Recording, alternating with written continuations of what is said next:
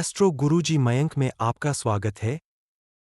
दोस्तों, हमारे साथ ऐसा कितनी बार होता है कि हम अपनी किस्मत को कोसते हैं। हम कहते हैं हमारी किस्मत फूटी है, ऐसा मेरे साथ ही क्यों होता है। जब हमारे साथ कुछ बुरा होता है हम आमतौर पर निराश हो जाते हैं और अपनी किस्मत पर दोष लगाने लगते हैं। हम यह सोचते हैं कि हमारे भाग्य में उठापटक लिखी गई है और सब गलतियां हमारे ही जीवन में क्यों होती हैं। हमें लगता है कि हमारे पास सही चीजों की कमी है, जिसके कारण हम अपने लक्ष्यों को हासिल नहीं कर पा रहे हैं। कितनी बार हमने बहुत सी चीजें बस यह कहकर छोड़ दी हैं कि किस्मत में होगा, नहीं तो मुझे मिलेगा कैसे।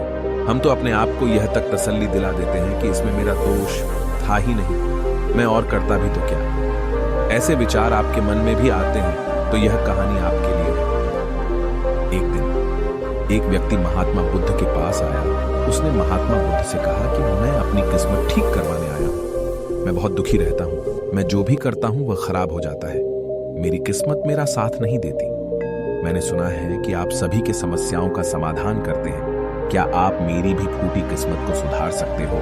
महात्मा बुद्ध जी ने कुछ पल उसकी आंखों में देखा और उससे पूछा, यह फूटी किस्मत तुम्हें कहां दिखी? तुम्हें ऐसा क्यों लगता है कि तुम्हारी किस्मत फूटी हुई है? उस आदमी ने कहा, मैं जो भी करता हूं तो वह हो नहीं पाता, तो मेरी किस्मत फूटी ही हुई है। किसी वक्त मेरे पास सब कुछ था, धन, सुख, आनंद। फिर मेरे माता पिता गुजर गए। जैसे जैसे करके मैंने अपनी खुद की परवरिश की।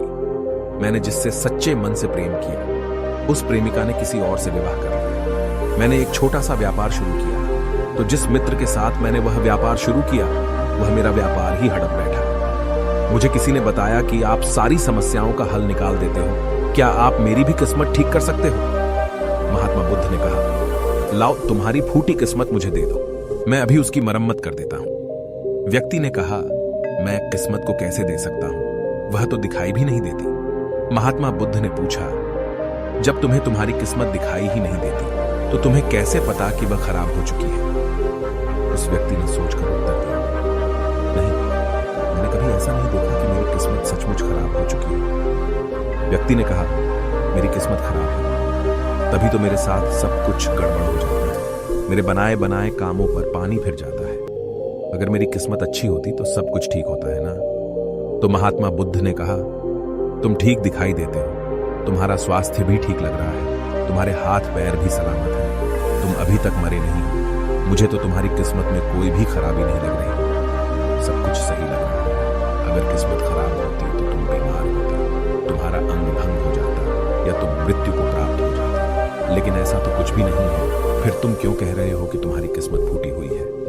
व्यक्ति ने कहा, आप समझ नहीं रहे हैं, मेरे ऊपर बहुत कर्ज है।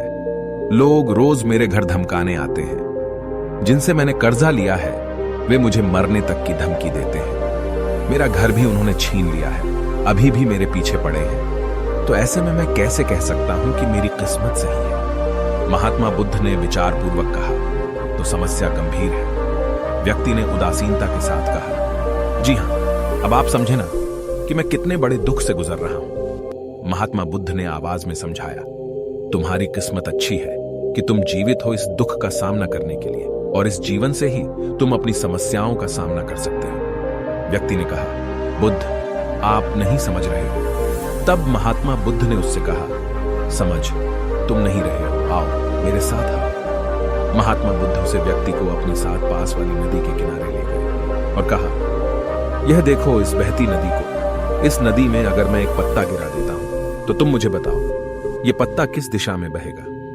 व्यक्ति ने कहा, पत्ता तो नदी के बहाव के साथ नदी की दिशा में ही जाएगा। बुद्ध ने कहा, बिल्कुल सही, अब बताओ पत्ते की किस्मत किसके हाथ में है? व्यक्ति ने कहा, इस पत्ते की किस्मत नदी के हाथ में है, वह जहां चाहे इसे ले जा सकती है। तो महात्मा बुद्ध ने कहा, लेकिन पत्ते तो मेरे हाथ में हैं, मैं चाहूं तो इसे नदी में डाल सकता हूं, चाहूं तो नहीं। व्यक्ति ने कहा, तो फिर इसकी किस्मत आपके हाथों में है, आप जहां चाहे इसे डाल सकते हैं। महात्मा बुद्ध ने कहा, लेकिन इस पत्ते की किस्मत मेरे हाथ में नहीं है, मैं जितना भी चाहूं इस पत्ते को सूखने से नहीं रोक सकता। यह सूख ही जाएगा और मर जाएगा। जब तक ये पेड़ पर था यह हरा था, इसे ऊर्जा मिल रही थी, लेकिन अब यह पेड़ से अलग हो गया है। अब बताओ, इस पत्ते की किस्मत अच्छी है या बुरी? व्यक्ति ने कहा, अब तो इसकी किस्मत बुरी है क्योंकि अभी अपने पेड़ से अलग हो गया है और ज्यादा दिन जीवित भी नहीं रह पाएगा, धीरे धीरे सूख जाएगा। महात्मा बुद्ध ने कहा, अभी यह मरा नहीं है, अभी भी है, जीवित है, और लाभ यह है कि अभी यह पत्ता वह सब कुछ कर सकता है जो वह पेड़ से लगे रहकर नहीं कर सकता था। बुद्ध ने वह पत्ता हवा में छोड़ दिया, वह उड़कर दूर जा गिरा। तब बुद्ध ने कहा, देखो, पेड़ पर रहकर भी कभी इतनी दूर नहीं जा सकता था, आज इसने स्वतंत्र होकर उड़ने का आनंद लिया है। फिर वह पत्ता उड़कर नदी में जा गिरा। बुद्ध ने कहा, देखा, अब वह पत्ता नदी में तैरने का भी आनंद लेगा, और अगर तुम ध्यान से देखो तो यह पत्ता कितने ही छोटे छोटे जीवों को अपने ऊपर बिठाकर नदी के एक किनारे से दूसरे किनारे पहुंचा रहा है। इस पत्ते की भी किस्मत अच्छी है क्योंकि वह अपने नए अवसरों को ढूंढने में लगा हुआ है। तुम्हारी समस्याएं तुम्हें उड़ने का अवसर दे सकती हैं यदि तुम उन्हें सकारात्मक नजरिए से देखो। उस आदमी ने वहां खड़ीडीढ़े होकर महात्मा बुद्ध के बातों पर विचार किया। धीरे धीरे उसने पूरी कहानी के पीछे छिपे गहरे अर्थ को समझना शुरू किया। वह महात्मा बुद्ध की ओर देखते हुए बोला, आप सही कह रहे हैं महात्मा, मैंने अपने भाग्य पर ध्यान देने में अपनी दृष्टिकोण को सीमित कर दिया था। मैं इतना प्रयास कर रहा था कि समस्याओं और मुश्किलों पर ही फोकस करता रहता, जिसके कारण मैं उनमें मौजूद अवसरों को देखने में असमर्थ था। मुझे अब समझ आ गया है कि मेरी फुटी किस्मत बस एक डर और निराशा से उत्पन्न एक धारणा थी।